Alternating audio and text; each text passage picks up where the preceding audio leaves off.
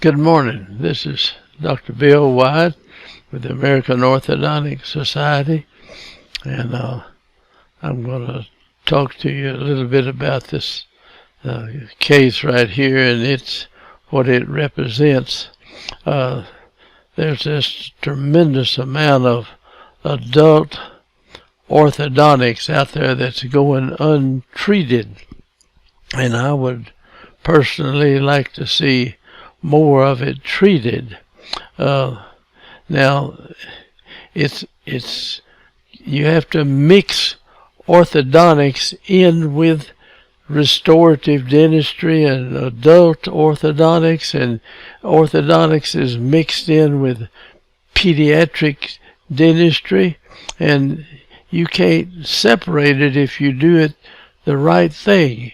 And if the if the people doing the pediatric dentistry and the adult dentistry and all this don't have the foggiest idea of what can be done orthodontically, I think this is a shame. I mean, we should have mixed these things together years ago and quit being afraid that somebody who is a general dentist is going to do orthodontics and mess up the case or something like that, or the pediatric dentist, or I don't know who's the leading people in the pediatric dentistry, but I've talked with pediatric dentists all my career, and many of them just did a lot of orthodontics, like Roy Wolf up in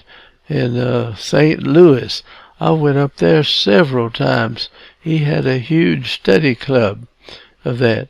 And I think all branches of dentistry ought to know what can be done orthodontically. Now, whether they want to be taught enough to where they can do it or not, that's different. If people are interested and they want to do some, don't hide the knowledge from them. Just thank God that they're wanting to do it and they're wanting to learn. So this is what I would like to see, is more orthodontics mixed in with all kinds of dentistry. Many times the orthodontic solution for things is much better than what is there if you just know no orthodontics at all.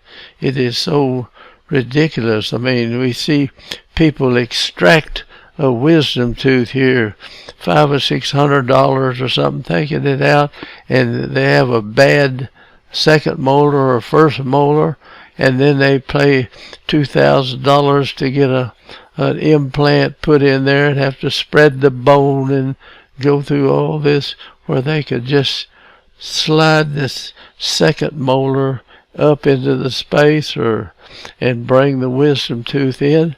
I've never seen a tooth that we couldn't upright. You'd upright every tooth you get a hold of.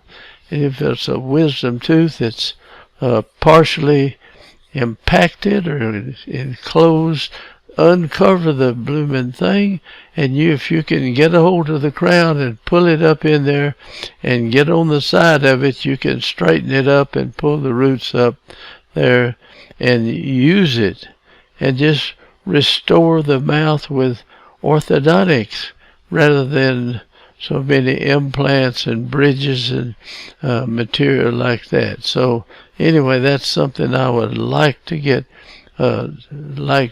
done. In this case, is just a simple example of it. And this lady, I don't remember just how old she is. It might show on some of the records here as we go along. But let's go ahead and get into the case. She's a nice lady and everything, but she's got a section of her upper, I think it's the upper left jaw, that there's no teeth between it looks like the lateral and the molars. There's nothing on there. So let's get in here and look at it. the facial structure's good. Maybe a little bit of excess in it. This is not bad though. This is a little more than this one, but not big, and she's got a good bit up here. So this looks like she's straining just slightly to close the lips in here. So maybe there is a little excess lower third of the face in the case. Now here is the her dental teeth. I'm going to run through these, and we don't have to know all this, but anyway, we've got a bite that's deepening, and it gets deeper as it goes over here. Of course, there's no teeth on this side, and these teeth are way on up in here, and I guess they would come in contact with that. Now, she had a partial made, and if the guy had known orthodontics back then, he could have done some orthodontics and then done the partial dentistry, and it would have been much better. Now, we used part of that partial. I just cut it off and put it into a kind of a retainer-like thing and finish the case that way, and she could have a better partial made without these gaps and everything in the front. Now here we're missing, looks like the cuspid teeth. This is the way it was when I saw the case. So let me get on here. We've got these big spaces in front and this deep bite, more deep on one side than is the other side, and so here is the partial that somebody made. Of course, they knew no orthodontics, and they didn't realize you could close this whole thing up, open the bite. They can't open the bite, and people don't realize you can open darn near anybody's bite without increasing the vertical of the facial structure there at all. And that's what should be done. And as you open it, you free the mandible up where it can move forward, and the condyle moves away from this retrodiscal tissue that supplies the synovial fluid that runs the joint. So we have a lot of joint problems with people that don't understand the orthodontics, the things that they can do orthodontically. And so this is what I'm pushing for, is more of a mixture of orthodontics into adult dentistry, into pediatric dentistry, and dentistry anywhere. If the person doing the dentistry understands what can be done orthodontically, it will change the diagnosis on an awful lot of dentistry that is done today. And that's what I would like to do. In this, many of these videos, we just do a job of these things, but it'll show you that this can be done. And I want to encourage people all over the world. I mean, mix orthodontics with dentistry. Don't keep orthodontics off out here to one little side. And I know maybe if it had been different, I would have gone to orthodontic school.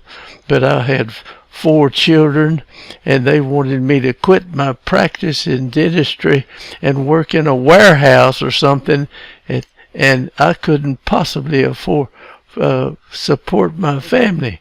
I could have supported them with part-time dentistry and going back to orthodontic school, but they were afraid I'd learn something and pass it on to somebody else. And this is ridiculous. You know, we ought to be happy that anybody would know something about orthodontics. All right, let me get off this subject. That bugs the heck out of me, though. And here we've had, there's bicuspids missing down here on the bottom. It looks like this is a first bite, so it's probably the second bites are missing here, and we've got the 4 anteriors and the cuspids and the first bite in here, and that's what we're up against. So she's been through probably orthodontics before, and then something happened to these teeth. Here's the cuspid's gone, the first bite, the second bite, and looks like the 6-year molar. All of them are missing. I see only one tooth back here, and it's crown. Now, this type of thing can be done. In other words, you can open the bite, you can line it up and close this, and I took the partial that they had and just cut it off and incorporated it in a type of retainer with a bite plate on it. It's the way I did it. And here on this part where we got through, we put a up pin in the arch and went back, then went back down to the molar so that the occlusion wouldn't tear it up, and that she could slip this. This is a partial and a retainer type thing, just something temporary so you can finish the case. Now we're going to have to intrude these teeth a little more and intrude these and get the bite, try to get the bite the same. We'll see what we did, but you can see this thing going downhill over here. Now we've got a gap on this other side, and we need to elevate this to get it meeting right. This was in 93 when we were doing this. And same thing over on this side.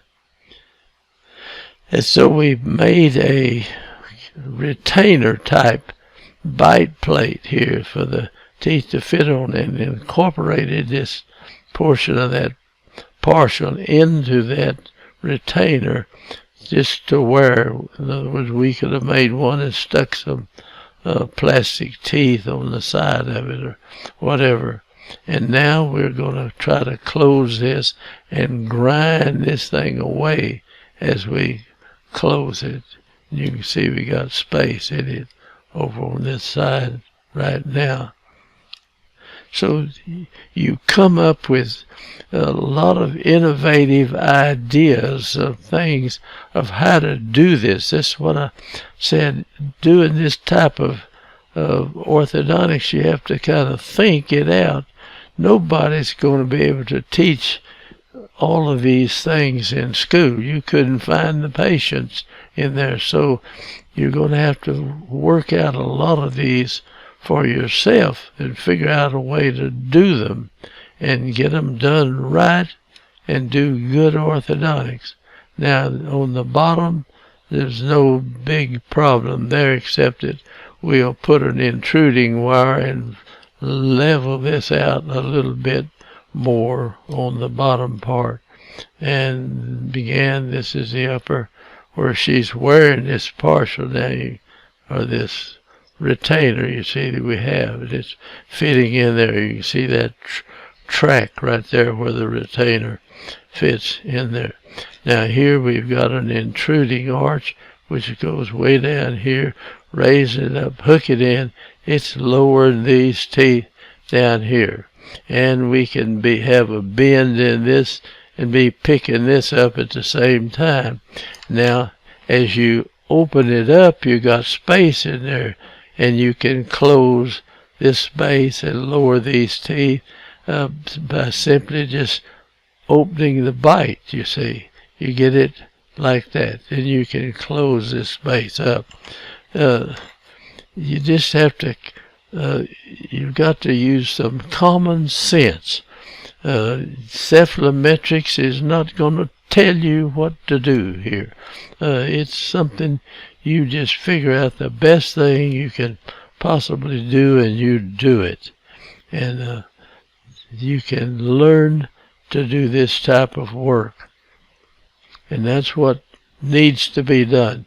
And be able to teach people in dental school how to do, or at least what can be done in orthodontics, so they don't go out and start practicing and not have any foggy idea that what can be done, and so they're going to diagnose the case totally different when you could use some orthodontics in there. And if you did this, there'd be more orthodontics than the orthodontists could even think of doing. So I'll just stand on that the amount of orthodontics, if that's what we're in the orthodontics, but you're going to have to learn how to do some tough adult, real orthodontic stuff, not some simple, easy thing to do. That's what makes orthodontics interesting. All right, here is this retainer of a thing, and we've kind of ground it off, and we'll close this space up, and we're using the part of that partial in building this device. Now the bottom, we've got the intruding wire, and we're leveling it out, and now we're a little more open. We need a stronger upper force here to bring this up. This is still kind of lagging on this side over here, where we had no occlusion back in there. You could put an upper intruding wire and have a lot of activation. In other words, it could be up like this and then kind of go down, where you wouldn't be picking up much on this side and you'd pick up more on that side. And you could do that. I don't think I did, but let me see what we did do. It was in class 2, and now we've got the jaw is forward, and it's in a class 1 relationship. It's coming along a little better, but it's still not leveled out like I like it. Now, the whole upper arch is kind of skewed over to the side, but we've got the thing, we've closed the space, and we're trying to elevate this part of it right over there, and we'll have teeth on both sides. Let me get to, I don't know how this came out myself. I've done so many, it's been so many years since we did this. Now here, it's lined up better, but it's still, that tooth is a little bit hanging down, but it's up here just about with those teeth up there, and we finished it there. I could go in and trim the edge of that tooth right there, and it would look nicer than it does. But anyway, we've taken this case, closed these spaces, elevated this deep bite that was there, and it just looks so much better, and it occludes so much better, and the jaw is forward and functions better in the joint area back here, and the lack of TMJ problem. And whoever came up with that idea that orthodontics had nothing to do with the TMJ is about this. I won't say any more about that, but that just tears me up. Now, this is leveled back out again over here, and it's meeting, and it wasn't. And so it's looking pretty good. Now, we can come in and make a good partial, fill this in, and look better in here, and fix this up with a partial type retainer that's made properly. And here the retainer, we've worked on it and put the bite plate back in here now to keep it from deepening, and everything is coming along pretty good, and these teeth are lined up. And down on the bottom we put a 3 to 3, and here you can see where they are wearing this thing. Of course, they'll wear it because they look bad without it. They wear it too much sometimes. And you got to take it out and brush the gum tissue and leave it out a little bit so this can get some exposure to the natural things that keep it healthy. Now the bottom, now here, see, it was class 2 to start with. This tooth right here ought to be somewhere out in here, and it's back here, so it ought to be out there. Now this dot comes here, but this is corrected by bringing the bottom forward. So when we open a bite, the bite is touching up here, but when you open the bite, you can move the jaw forward. And many of these cases, they'll just move their jaw forward without doing anything. You can put some elastics on it or whatever you have to do to get it permanently. But when we open this up, in other words, we're going to pick this up and take this down some, and when this doesn't hit up here, this jaw will move out or tend to move out, and you could run some elastics if you wanted to.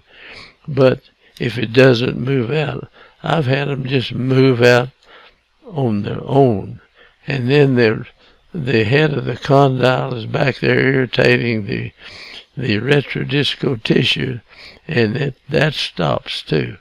So here's a forward position here. Now this is got a partial deal on the thing. Okay, now we've raised that up, and this is 95, and it's functioning in good. I wish I had trimmed this lateral just a little bit right here, and I could round that off and make that look better very simply. And I should have brought this together. It got some calcium down in between those teeth. So here's what that was to start, and there's where we ended back up with that in the class 1 relation. And that's that. And here's the partial that we're wearing. Okay. I don't know where I am on this. It changed over. So anyway, that's the adult problem that we have, and we fixed it. And here she apparently had a TMJ problem too, because you can see the condyle here, and here it is open, and the same thing up here. See how it's crowded a little bit back here. You can't look at this x-ray though and tell what hurts and what doesn't hurt, but we did a transcranial when we had TMJ problems, and that's fixed up from, let me go through. Okay, that's the end that we have. That's the final picture that I've got here, and I hope you learned something from this. Now I shot the panorexis with the mouth together, and you see how deep the bite was back then. And hope you learned something from this, and I'm going to close out, and we've spent about a little over 24 minutes, and let me go back here and reduce that. Okay, thank you very much for watching.